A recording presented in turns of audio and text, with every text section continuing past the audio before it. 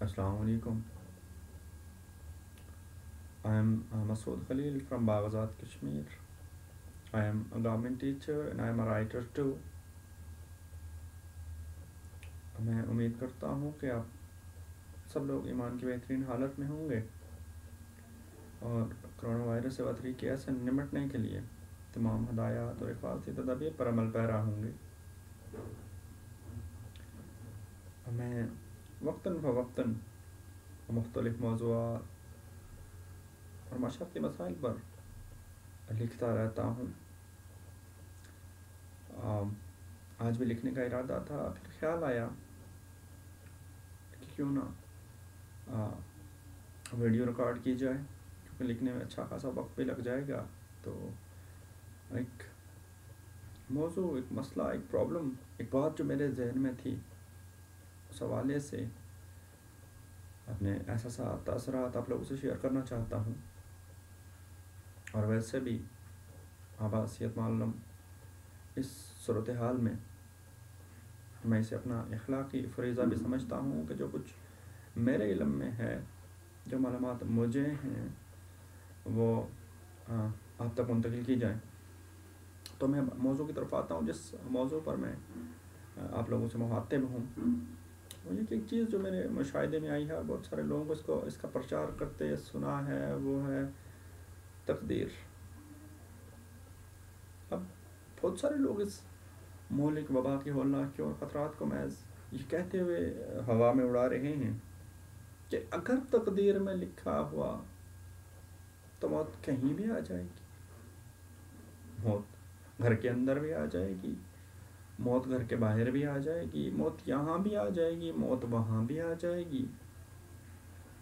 موت حفاظتی تدابیر اختیار کرنے کے باوجود بھی آ جائے گی اور حفاظتی تدابیر کو اختیار نہ کرنے کے باوجود بھی آ جائے گی.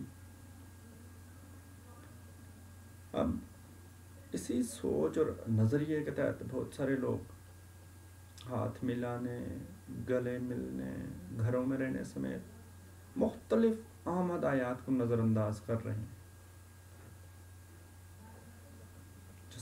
جس پر مجھے بڑی شدید تشویش ہے. اور اگر میں اپنے ناقص علم کے مطابق بات کروں تقدیر کی، تو بے شک اچھی اور بری تقدیر پر ہم سب کا ایمان ہے، اس سے انکار قطعاً نہیں کیا جا سکتا. اور بے شک موت کا بھی ایک وقت مقرر ہے، لیکن تقدیر کا قطعاً وہ مطلب نہیں جو ہم لوگ لے رہے ہیں.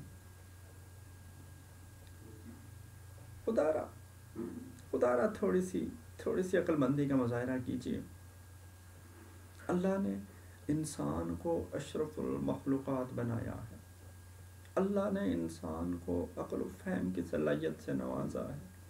اللہ تعالیٰ نے انسان کو سوچنے کے لیے عقل کی نعمت سے نوازا ہے، اور اس زمن میں اللہ نے انسان کو اختیارات سے بھی نوازا ہے.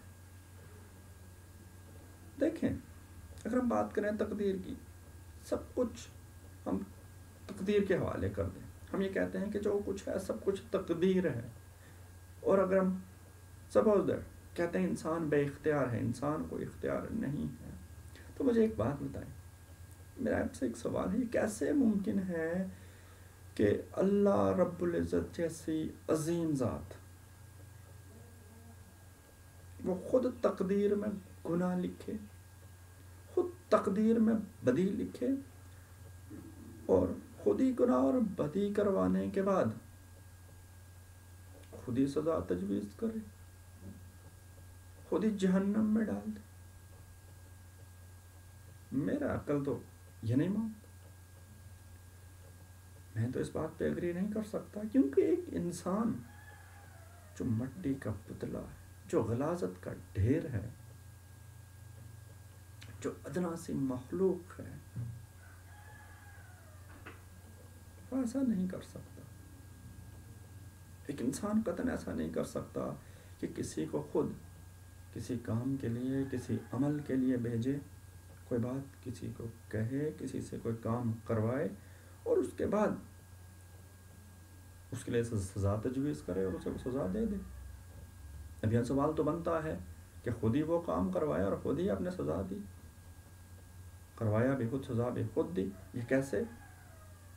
اگر ایک انسان نہیں کر سکتا تو مجھے بات بتائیے اللہ رب العزت کی ذات یہ کیسے کر سکتے؟ اس کا مطلب ہے کہ اس زمن میں انسان کو اختیارات تفویض کیے گئے ہیں. اس حوالے سے خلیفہ دوم حضرت عمر فاروق رضی اللہ تعالیٰ عنہ کے دور کا ایک واقعہ آپ سے شیئر کرتا چلوں. 17 ہجری میں جب اسلام بڑی تیزی سے پھیل رہا تھا، حضرت عمر فاروق رضی اللہ تعالیٰ عنہ کی خلافت تھی اور اسلام عرب سے نکل کر عجم سرحدوں تک بڑی تیزی سے پھیل رہا تھا. اس وقت 2 آفات نے خلافت عمر رضی اللہ تعالیٰ عنہ کو گھیر لیا. جو پہلی آفت، پہلی مصیبت، پہلی مشکل، وہ قحط کی صورت میں، اور جو دوسری آفت نازل ہوئی وہ طاعون کی وبا تھی جو شام میں پھیل گئی. حضرت عمر فاروق رضی اللہ تعالیٰ عنہ شام جانے کا ارادہ رکھتے تھے. جب طاعون کی وبا پھیلی تو شام جانے کا ارادہ ترک کر دیا. حضرت ابو عبیدہ رضی اللہ تعالیٰ عنہ امین الامت تشریف لائے اور کہا آپ نے شام جانے کا ارادہ کیوں ترک کر دیا؟ اگر طاعون کے وبا سے شہادت آپ کے حصے میں ہوئی تو آپ شہید ہو جائیں گے. اگر تقدیر میں نہیں لکھا ہوا تو ایسا نہیں ہوگا. تو اس وقت پتہ حضرت عمر فاروق رضی اللہ تعالیٰ عنہ نے کیا جواب دیا؟ حضرت عمر فاروق رضی اللہ تعالیٰ عنہ نے بڑا شاندار جواب دیا. انہوں نے کہا ایک چرواہا بکریاں لے کے نکلتا ہے اور اس کو اختیار ہے، ایک طرف پہاڑ ہے اور دوسری طرف گھاس ہے، تو وہ کس طرف جائے گا؟ تو انہوں نے حضرت ابو عبیدہ سے کہا کہ اللہ نے انسان کو عقل دی، اللہ نے انسان کو شعور دیا، میں جان بوجھ کر شام کیوں جاؤں؟ تو ابو عبیدہ رضی اللہ تعالیٰ عنہ نے فرمایا اس کا مطلب ہے آپ تقدیر سے بھاگ رہے ہیں. تو حضرت عمر فاروق نے کہا کوئی اور اس طرح کی بات کرتا میں کچھ کہتا، لیکن آپ جیسے عقل مند آدمی سے اس طرح کی بات کی توقع نہیں رکھتا. پھر حضرت ابو عبیدہ شام چلے گئے، وہاں وہ اس مرض کا شکار ہوئے اور وہیں پر ان کا انتقال ہو گیا. اب اسی حوالے سے حدیث نبوی صلی اللہ علیہ وآلہ وسلم شیئر کرتا چلوں کہ نبی پاک صلی اللہ علیہ وسلم نے فرمایا کہ جزام زدہ مریضوں پر زیادہ دیر تک نظر نہ ڈالو اور ان سے بات کرتے ہوئے ایک نیزہ کا فاصلہ رکھیں. اس زمین میں ایک اور حدیث کا مفہوم ہے کہ ایک دفعہ ایک شخص بیعت کرنے نبی پاک صلی اللہ علیہ وسلم کے پاس تشریف لایا تو آپ صلی اللہ علیہ وسلم نے ایک صحابی کو باہر بھیجا اور فرمایا کہ ان سے کہہ دیجئے میں نے ان کی بیعت قبول کر لی ہے، وہ چلے جائیں. تو یہاں پر بھی میرا آپ سے ایک سوال ہے کہ وہ نبی جس کے لیے یہ کائنات بنی، جو وجہ تخلیق کائنات ہے، کیا اس موقع پر وہ تقدیر کا سہارا نہیں لے سکتے تھے کہ تقدیر میں ہوا تو ہو جائے گا، نہ ہوا تو نہیں، اس کو اندر بلا لیتے ہیں.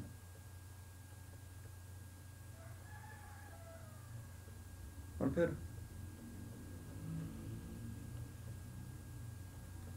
اللہ پر توکل کے حوالے سے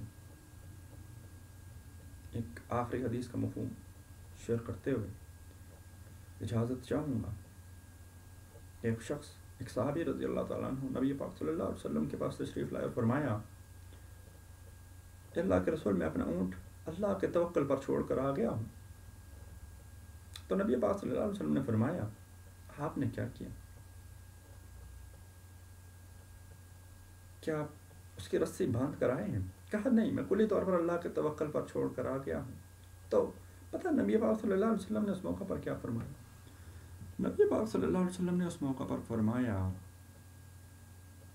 کہ اللہ پر توکل کا بہترین طریقہ یہ ہے کہ پہلے آپ اپنی ذمہ داریاں پوری کریں. پہلے آپ اس اونٹ کی رسی باندھتے، اپنی ذمہ داریاں پوری کرتے، اس کے بعد اللہ پر توکل کرتے. یہ اللہ پر توکل کا بہترین طریقہ ہے. تو موجودہ صورتحال کے پیش نظر میں آپ سے ریکویسٹ کرتا ہوں کہ کائنڈلی اپنی ذمہ داریاں پوری کیجیے. ضرور اللہ پر ضرور توکل کیجیے. ہمارا ایمان ہے اللہ پر توکل کرنا ضروری ہے، لیکن اس سے پہلے جو ہماری ذمہ داریاں ہیں، جو ہمیں ہدایات دی گئی ہیں، جو ہم نے کرنا ہے، کائنڈلی خدا رب اپنی ذمہ داریاں پوری کیجیے. اپنے آپ کو، اپنی فیملی کو، اپنے علاقے کو، اپنے ملک کو اور پوری انسانیت کو بچائیے. اس سب پر احسان کیجیے، اور جو ہدایات آپ کو دی جا رہی ہیں ان پر عمل کیجیے. دعا بھی ضروری ہے اور دعا بھی، دونوں کام. اللہ پاک ہم سب کا حامی و ناصر ہے اور عمل کی توفیق عطا فرمائے. آمین.